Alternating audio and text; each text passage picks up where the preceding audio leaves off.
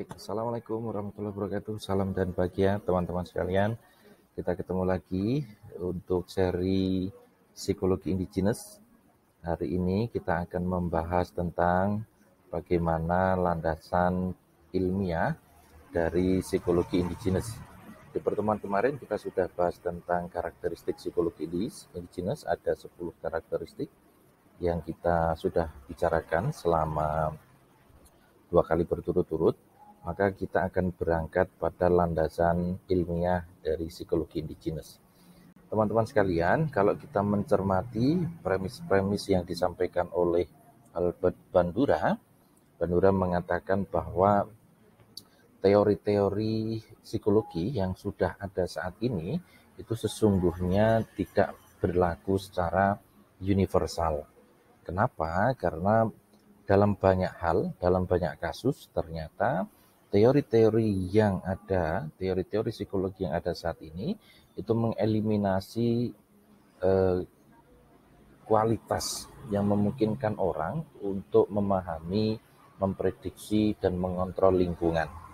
Padahal kalau kita cermati dari landasan ilmu pengetahuan, tujuan dari ilmu pengetahuan psikologi sendiri sesungguhnya adalah dalam rangka untuk memahami, kemudian memprediksi dan mengontrol perilaku, begitu ya. Tetapi Bandura kemudian mengatakan bahwa ya yang ada saat ini sesungguhnya mengeliminasi kualitas dari kemampuan manusia, kemampuan kita semua itu untuk memahami lingkungan, memprediksi lingkungan dan melakukan kontrol terhadap lingkungan. Bandura mengatakan bahwa ini menjadi sebuah ironis gitu ya, bahwa ilmu tentang manusia itu harus menanggalkan kemampuan manusia yang unik untuk membentuk lingkungan dengan menentukan takdirnya. Jadi menurut Albert Bandura, teori-teori psikologi yang berkembang itu menanggalkan kemampuan manusia gitu ya untuk kemudian bisa membentuk dan menentukan takdirnya sendiri. Nah, teman-teman sekalian, maka dalam konteks itu Bandura mengatakan bahwa psikologi itu memutarbalikkan paradigma, sebab pikiran manusia gitu ya, pikiran manusia itu sesungguhnya adalah pikiran-pikiran yang kreatif gitu ya, kemudian proaktif dan reflektif. Jadi bukan sekedar reaktif terhadap lingkungan sosialnya. Isu ini sudah kita bahas berkaitan dengan contoh contoh yang membedakan antara manusia dengan hewan, dengan tumbuhan dan seterusnya. Bahwa hewan dan tumbuhan itu sifatnya reaktif gitu ya. Kalau ada sebuah kebakaran di hutan ya hewan akan menghindar, akan berlari. Kalau kemudian dia terperangkap di sana, dia tidak bisa ngapa-ngapain begitu. Tetapi kalau kemudian manusia, dia bisa memikirkan bagaimana caranya agar tidak terjadi kebakaran hutan. Tetapi juga bisa melakukan yang sebaliknya. Nah, dalam konteks itu, teman-teman sekalian, maka Bandura itu mengatakan memunculkan kemudian dengan apa yang disebut sebagai teori sosial kognitif. Ini menekankan pada kemampuan manusia untuk mengembangkan dirinya, gitu ya, kemudian beradaptasi dengan lingkungan sekitarnya, kebudayaannya, teknologi dan seterusnya, tetapi juga kemudian bisa berubah sesuai dengan konteks zamannya dan kemudian mengidentifikasi fitur-fitur agensi manusia. Nanti kita lihat bagaimana 4 fitur itu. Nah, dalam konteks itu pula, maka teman-teman sekalian, manusia itu mengkonstruksi pikiran agar cocok dengan masa depan yang selalu berubah. Sekali lagi, manusia itu mengkonstruksi pikiran agar cocok dengan masa depan yang terus berubah-ubah dan melakukan perubahan-perubahan yang kemudian diinginkan. Nah, 4 fitur agensi manusia itu ada yang pertama adalah Forduk, itu menentukan tujuan. Jadi manusia itu sebagai agensi, dia bisa menentukan tujuannya sendiri. Yang kedua, self reactiveness, Ini dalam rangka untuk memonitor kemajuan, jadi tujuannya ditetapkan dulu. Ini kemampuan pertama atau fungsi fitur pertama dalam diri manusia. Yang kedua, self-reactiveness. Ini kemampuan kita sebagai manusia untuk memonitor kemajuan. Apakah yang sudah kita lakukan hari ini misalnya, itu sudah bergerak untuk sampai pada tujuan yang sudah ditetapkan di awal. Yang ketiga itu soal merencanakan. Jadi urutannya tentu saja adalah yang pertama menentukan tujuan, kemudian merencanakan, kemudian memonitor, baru kemudian melakukan evaluasi, gitu ya. Jadi Furduk, intentionality, self-reactiveness, dan self-reflectiveness. Ini 4 fitur manusia sebagai agensi yang dikemukakan oleh Albert Bandura. Maka dalam konteks itu, teman-teman sekalian, pikiran, kemudian emosi, dan tindakan orang itu digunakan sebagai bagian dari emergent properties, dari aktivitas yang tidak dapat disederhanakan dalam mekanisme fisiologis. Meskipun manusia atau meskipun kita semua perilaku itu memiliki dasar biologis dan neurologisnya. Jadi 4 bagian itu knowledge, kemudian afektif gitu ya, kemudian juga psikomotorik, itu adalah emergent properties manusia yang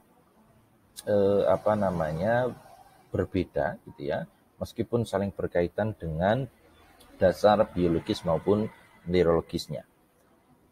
Tubuh dan otak itu menentukan perilaku yang kemudian digunakan untuk mengontrol lingkungan dan merealisasikan tujuannya.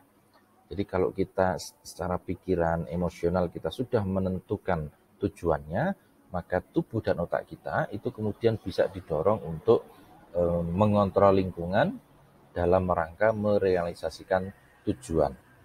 Maka manusia itu sekali lagi disebut sebagai agentik di dalam perjalanan hidupnya. Manusia itu sekaligus agen, subjek sekaligus objek dari perjalanan hidupnya. Jadi bukan tuan rumah yang hanya sekedar mengamati mekanisme otak yang diorkestrasikan oleh lingkungan. Jadi dalam konteks ini karena dia bagian dari agentik gitu ya, maka dia berlaku di saat yang sama sebagai objek, tapi juga bisa bertindak sebagai subjek. Manusia bukan hanya mengamati otaknya yang dipengaruhi lingkungan, tetapi di saat yang sama sesungguhnya kita bisa melakukan atau mempengaruhi lingkungan itu sendiri. Bagaimana pola yang dikemukakan oleh Bandura berkaitan dengan proses-proses yang muncul gitu ya. Yang pertama adalah ada model yang ada metode kontrolnya. Ini yang pertama adalah langsung ini ada primary control. Primary control ini upaya seseorang untuk menerapkan kontrol langsung terhadap lingkungan. Jadi primary control secara individu, secara mandiri kita itu melakukan kontrol terhadap lingkungan. Jadi tanpa ada orang lain sesungguhnya kita bisa mengontrol lingkungan kita sendiri. Yang kedua, di metode kontrol langsung ini ada yang disebut sebagai collective control. Collective control ini kita sebagai manusia itu bersama-sama dengan manusia yang lain bekerja sama untuk melakukan kontrol terhadap lingkungan sosial. Contoh yang sederhana itu tentu saja adalah demokrasi. Bagaimana kita bersama-sama dengan manusia yang lain, kelompok lain, untuk kemudian membangun kontrol sosial secara bersama-sama. Metode kontrol yang kedua itu adalah kontrol tidak langsung. Kalau yang pertama tadi adalah primary, maka tidak langsungnya adalah secondary. Secondary control ini terjadi jika kita manusia itu menyesuaikan diri dan meregulasi diri untuk beradaptasi dengan lingkungan. Jadi pola secondary control ini kita itu menyesuaikan diri dengan lingkungan. Contoh misalnya agar kemudian kita tidak dibeda-bedakan dengan orang lain, maka sekolah itu menggunakan seragam misalnya. Itu bagian yang pertama bisa kita sebut sebagai collective control, tetapi juga bagaimana kita menyesuaikan agar tidak dianggap cupu misalnya, maka kita akan bergaul layaknya sebuah kelompok di mana kita berada di dalamnya misalnya. Yang kedua itu adalah proxy control. Proxy control ini adalah jika kita menerima bantuan dari orang lain dalam mengelola lingkungan kita. Ini empat model kontrol, baik langsung maupun kontrol tidak langsung. Nah, ada memang beberapa pendekatan di dalam landasan ilmiah psikologi. Yang pertama tadi adalah metode atau model transaksional. Di dalam model transaksional gitu ya, di dalam model transaksional manusia itu dapat dijelaskan dalam kaitannya dengan tujuan yang ditetapkan, keterampilan yang dimiliki dan diyakini. Sehingga dalam model transaksional ini perilaku itu mempengaruhi hasil. Sebaliknya, hasil itu juga mempengaruhi tindakan, gitu ya. Jadi model transaksional itu yang pertama perilaku itu mempengaruhi hasil, sebaliknya hasil itu juga akan mempengaruhi tindakannya. Baik, kita lanjutkan teman-teman sekalian. Karena manusia adalah agen, maka kita itu akan termotivasi untuk mengontrol hidup dan mencapai tujuan, sekaligus di saat yang sama itu menghindari hal-hal yang tidak diinginkan.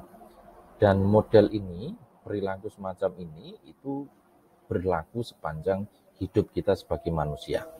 Dan agensi itu tentu saja kalau kita lihat dari sisi definitif itu adalah kemampuan dasar manusia untuk membuat pilihan-pilihan dan menerapkan pilihan itu di dalam dirinya. Karena itu teman-teman sekalian, di dalam model transaksional itu bersifat kausalitas subjektif yang menghubungkan antara lingkungan dengan perilaku kita sebagai manusia. Kausalitas subjektif itu di dalamnya bisa sebagai agensi gitu ya, intensi, makna, keyakinan, tujuan, dan seterusnya. Maka dalam konteks ini teman-teman sekalian penting untuk kemudian menelaah bagaimana individu itu mempersepsi dan menginterpretasikan suatu peristiwa, suatu fenomena yang ada di dalam dirinya, di dalam lingkungan sosialnya. Ya, oke. Nah, karena itu teman-teman sekalian, di dalam indigenous psikologi itu kemudian diinterpretasikan dengan paradigma ilmiah transaksional. Ini pendekatan yang pertama, gitu ya. Artinya individu dianggap sebagai agen bagi dirinya sendiri. Sehingga kalau kemudian kita berkumpul, maka akan ada agen-agen kolektif melalui kebudayaan. Kebudayaan itu kan terdiri dari salah satu hal terpentingnya adalah manusia yang berada di dalamnya. Dan diri kita itu juga merepresentasikan budaya di mana kita tinggal di dalamnya. Maka teman-teman, dalam human science, ini sudah kita bahas di pertemuan kemarin, manusia itu bertindak sebagai objek sekaligus subjek investigasi. Jadi kita itu bertindak sebagai peneliti, tetapi manusia sekaligus juga bisa menjadi subjek dan objek penelitian. Manusia menjadi objek penelitian, di saat yang sama manusia bisa menjadi subjek penelitian. Nah, dalam konteks keseharian tentu saja manusia itu memiliki pengetahuan yang sifatnya fenomenologis, episodik gitu ya. Episodik itu semacam daur hidup gitu ya, tahapan dan prosedural tentang tata cara, tentang mekanisme mengelola lingkungan. Tetapi karena kita berada di dalamnya, karena kita sering terbiasa dengan kehidupan kita gitu ya, kita kadang-kadang tidak memiliki keterampilan analitik untuk mendeskripsikan apa atau bagaimana hal tersebut dilakukan. Jadi karena kita sudah berada di dalamnya, sangat terbiasa dengan apa yang kita alami, kita kemudian mengalami seolah-olah kemudian lupa dengan bagaimana cara kita menganalisis apa yang terjadi di dalam hidup kita. Artinya, tidak semua orang memiliki kemampuan untuk menganalisis apa yang dia lakukan sendiri. Karena itu, diperlukan orang-orang yang bertindak sebagai peneliti. Contoh misalnya, saya beri contoh tentang cara kita berbahasa. Orang dewasa itu bisa mengekspresikan pikirannya melalui bahasa, tetapi kita tidak tahu tentang semantiknya bagaimana, tentang tata bahasa dan strukturnya bagaimana.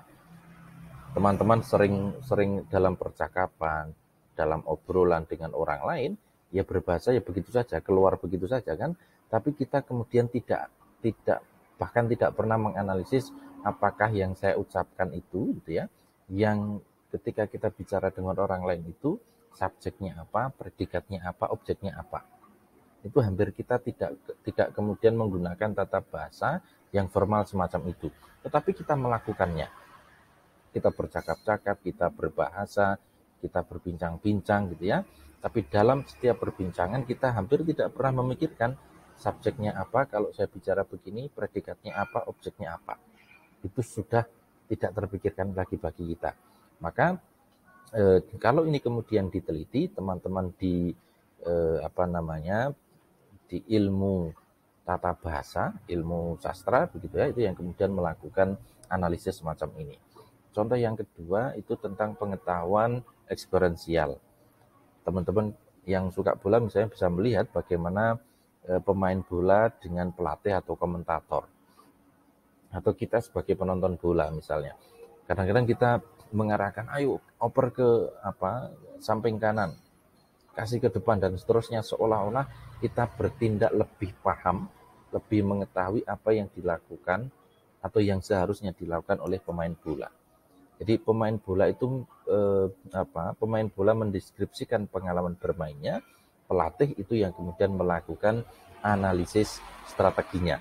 Ini berkaitan dengan bagaimana pengetahuan eksperensial. Nah, indigenous psikologi itu kemudian menelaah pengetahuan itu, strategi itu, keterampilan itu, dan keyakinan yang ada di dalam dirinya, dan mempelajari aspek-aspek dalam konteks alamiahnya. Ini bentuk dari model transaksional. Kita lihat yang kedua, pendekatan atau model deskriptif. Tujuan dari pendekatan ini adalah untuk memahami bagi manusia itu menjalankan fungsinya di dalam konteks alamiahnya. Jadi mendeskripsikan bagaimana manusia menjalankan fungsi-fungsinya di dalam konteks alamiahnya. Oke, artinya bahwa dalam konteks psikologi manusia yang kompleks dan dinamis dan generatif itu, coba akan dipahami bagaimana manusia menjalankan fungsi-fungsinya. Maka epistemologi, teori dan konsep maupun metode itu kemudian dikembangkan untuk menghubungkan manusia dengan fenomena psikologis yang dimilikinya atau yang dialaminya. Tujuannya dalam konteks pendekatan deskriptif ini tentu saja bukan untuk meninggalkan sains atau objektivitas atau metode eksperimental gitu ya, dan pencarian universal, tetapi menciptakan ilmu pengetahuan yang memiliki landasan yang kuat dan pada pemahaman deskriptif tentang fungsi manusia. Maka pendekatan deskriptif ini didorong untuk menciptakan ilmu tentang psikologi manusia yang lebih taat asas, sistematis, universal, dan dapat diverifikasi secara teoritik maupun empiris. Oke, itu yang kedua, model atau pendekatan deskriptif. Yang ketiga, ada konstruktif realism. Konstruktif realism untuk psikologi indigenous itu mengkonstruksi. Jadi bukan hanya mendeskripsikan sebagaimana pendekatan deskriptif, tetapi dia mengkonstruksi. Pendekatan ini mengkonstruksi realitas. Maka ada 3 paradigma di dalam konstruktif realism. Yang pertama adalah given world.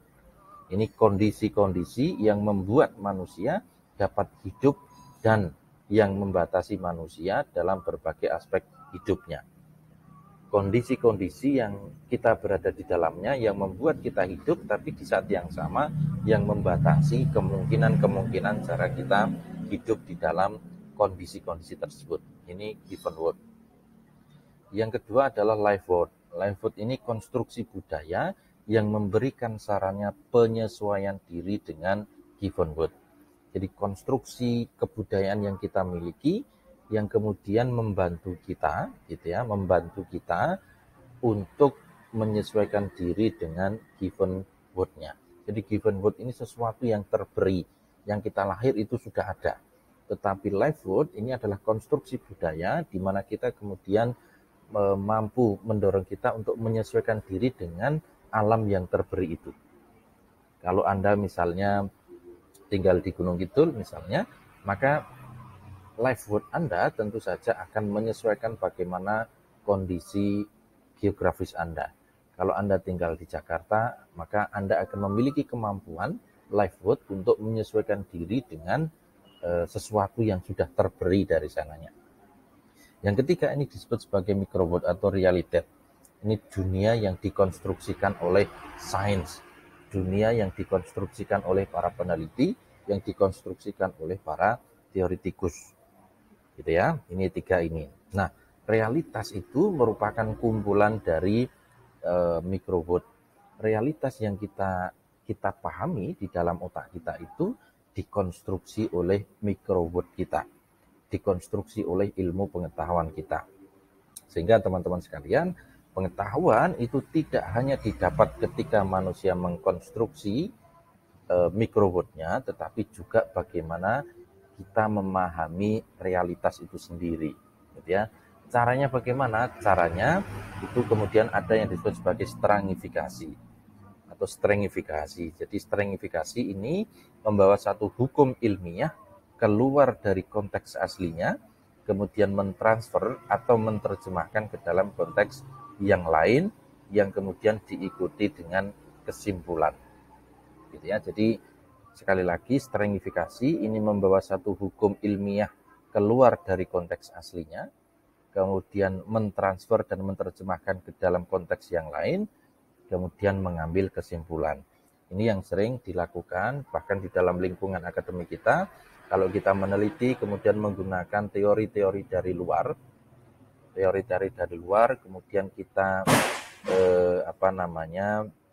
terjemahkan, kita transfer, kita adaptasi ke dalam konteks kita, lalu kita menyajikan kesimpulannya, itu disebut sebagai strengifikasi. Ini perbedaan antara life world dan micro world. Kalau life world itu konstruktornya gitu ya, yang mengkonstruksi itu adalah kelompok budaya, sedangkan kalau micro world itu adalah para ilmuwan. Cara berpikir yang dikembangkan di dalam life world itu adalah cara berpikir inovatif dan inventif. Sementara cara berpikirnya micro world itu adalah cara berpikir teknis. Dilihat dari tipe realitasnya, life world itu rasionalitas substansial, sementara micro world itu adalah realitas formal. Karena di dalam ilmu pengetahuan tentu ada kaidah-kaidah yang harus ditaati secara formal, gitu ya. Kemudian dari pola konstruksi, tentu di life world itu konstruksinya adalah partisipatif. Setiap orang memiliki peran di sana, setiap orang memiliki kemampuan, hak, juga kewajiban untuk membangun kebudayaan. Sementara di dalam micro world itu konstruksinya dominatif. Siapa yang mampu membangun teori, ya dia yang akan berkuasa dengan teori itu. Dilihat dari sisi fungsi world view-nya, sudut pandangnya, life world itu untuk menggali tentang makna hidup, sementara micro world itu menggali tentang dunia. Maka teman-teman, kalau kita cermati bagaimana pengalaman sejarah hari ini dan masa depan, itu sesungguhnya bisa direfleksikan dengan model semacam ini. Sejarah, gitu ya, sejarah yang kita miliki, ini bagian dari romantisme sejarah kita, kemudian di bagian tengahnya adalah realitas yang hari ini terjadi, kemudian masa depan tentu saja adalah kemungkinan-kemungkinan. Nah, ketika kita menghubungkan antara kondisi kita hari ini, hidup kita hari ini dengan pengalaman masa lalu kita, maka kita akan merefleksikan gitu ya, merefleksikan apa yang kita lakukan hari ini dengan membandingkan dengan pengalaman masa lalu. Dan hal yang digunakan, yang dibutuhkan adalah memori. Tapi kalau kita ingin mencapai tujuan, membangun tujuan masa depan dibandingkan dengan pengalaman kita hari ini, maka yang dibutuhkan bukan lagi refleksi, tetapi creativity atau kreativitas. Kebutuhan teknisnya apa? Kebutuhan teknisnya adalah keterampilan. Ini bagaimana gambaran atau skema tentang perubahan budaya, perubahan kebudayaan yang dialami oleh manusia. Yang terakhir, teman-teman sekalian, pendekatan yang keempat adalah pendekatan empirisme. Empirisme ini berasal dari bahasa Yunani yang disebut sebagai empiria, yang artinya adalah pengalaman indrawi, sesuatu yang bisa bisa dilihat oleh mata, bisa didengarkan oleh telinga, bisa disentuh oleh tangan, dan seterusnya. Jadi ini adalah pengalaman indrawi, itu adalah basis pengertian dari empirisme. Karena itu di dalam empirisme itu dinisbatkan bahwa empirisme adalah faham yang memilih pengalaman sebagai sumber utama untuk pengenalan, baik pengalaman lahiriah gitu ya, yang menyangkut dunia, maupun pengalaman batiniah yang menyangkut kesadaran atau pribadi manusia. Maka di dalam konteks empirisme ini kemudian dinyatakan sebagai suatu aliran di dalam filsafat yang menyatakan bahwa pengetahuan itu berasal dari pengalaman manusia. Nah, filsafat itu memberikan peneliti dengan teori-teori formal yang bisa menjelaskan tindakan masyarakatnya. Dalam konteks psikologi, maka analisis empirik itu diperlukan untuk melakukan verifikasi apakah ide-ide filosofis, ide-ide tentang mitos, adat, kebudayaan sebenarnya mempengaruhi cara orang berpikir, merasa, atau berperilaku. Jadi misalnya dalam konteks Jawa ada istilah railo misalnya gitu ya. Secara empirik pengertian railo itu apa? Tidak pantas itu apa, dan seterusnya. Sehingga terminologi filsafat, terminologi tradisional misalnya manunggaling kawula Gusti misalnya, itu kemudian dalam pendekatan empirik itu harus betul-betul bisa digali dari pengalaman-pengalaman manusia. Bagaimana manusia hari ini kemudian merefleksikan kata-kata manunggaling kawula Gusti itu menurut dia bagaimana. Jadi bukan sebagai definisi yang dilahirkan oleh masa lalu, tetapi kemudian diteliti menurut manusia di masa sekarang. Itu teman-teman sekalian pembahasan kita berkaitan dengan landasan ilmiah psikologi indigenous. Ada 4 bagian: transaksional, kemudian deskriptif, kemudian konstruktif realism, dan empiris. Silahkan jika ada pertanyaan, teman-teman nanti bisa ajukan di kolom komentar. Beberapa sumber bacaan sudah saya sampaikan di Sipedar gitu ya, di platform asinkronik untuk pembelajaran kita. Jadi silahkan dipelajari, dicermati. Jika masih ada yang kemudian perlu kita elaborasi, kita pertajam, kita akan diskusikan melalui ruang sinkronik dari pembelajaran kita. Saya kira itu teman-teman, selamat mempelajari, terima kasih dan salam.